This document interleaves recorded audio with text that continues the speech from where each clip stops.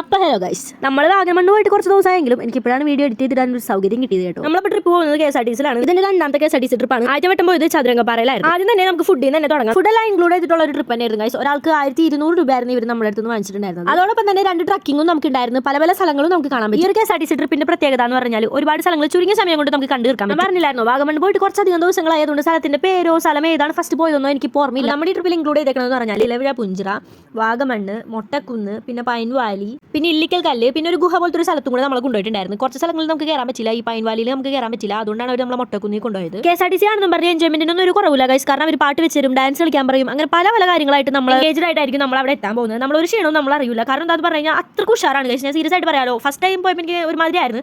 Second time ആയപ്പോൾ അത് അങ്ങോട്ട് സെറ്റ് ആക്കി. കാരണം ഫസ്റ്റ് ടൈം പോയപ്പോൾ എനിക്ക് കുറച്ച് നാണൊക്കെ ആയിരുന്നു. നമ്മൾ ഫസ്റ്റ് ആയിട്ട് ആ ബസ്സിൽ കയറുമ്പോൾ നമുക്ക് ഒരാളെ നമുക്ക് അറിയുണ്ടാവില്ല. പക്ഷേ തിരിച്ച് നമ്മൾ വീട്ടിലേക്ക് എത്ര ഒരു സമയവും ഉണ്ടല്ലോ, നമ്മളെല്ലാവരെയും നമ്മൾ പരിചയപ്പെട്ട് നമ്മളൊരു ഫാമിലി ആയിട്ട് ഉണ്ടാവും. അതാണ് ഈ ട്രിപ്പിന്റെ ഒരു ഏറ്റവും വലിയൊരു കാര്യം എന്ന് പറയുന്നത്. എനിക്കാണെങ്കിൽ പുതിയ പുതിയ ആൾക്കാരെ പരിചയപ്പെടാനും അവരായിട്ട് സംസാരിക്കാനും ഭയങ്കര ഇഷ്ടമുള്ള ഒരു കൂട്ടത്തിലാണ് ഞാൻ. അങ്ങനെ ഒരു വിധം അതായപ്പോൾ നമ്മുടെ ട്രിപ്പ് ഏകദേശം കഴിഞ്ഞൊരു മട്ടായിട്ടുണ്ടായിരുന്നു. അങ്ങനെ നമ്മൾ ഫുഡും കഴിച്ച് നേരെ നമ്മുടെ വീട്ടിലേക്കായിരുന്നു പോയിക്കൊണ്ടിരുന്നത്. നമ്മളൊരു 1 മണി 2 മണി അടുത്ത് ആയപ്പോഴേക്കും വീട്ടിലെത്തിയിട്ടുണ്ടായിരുന്നു. അപ്പോൾ അടുത്ത വീഡിയോയിൽ കാണുന്നവരെ ബൈ ബൈ.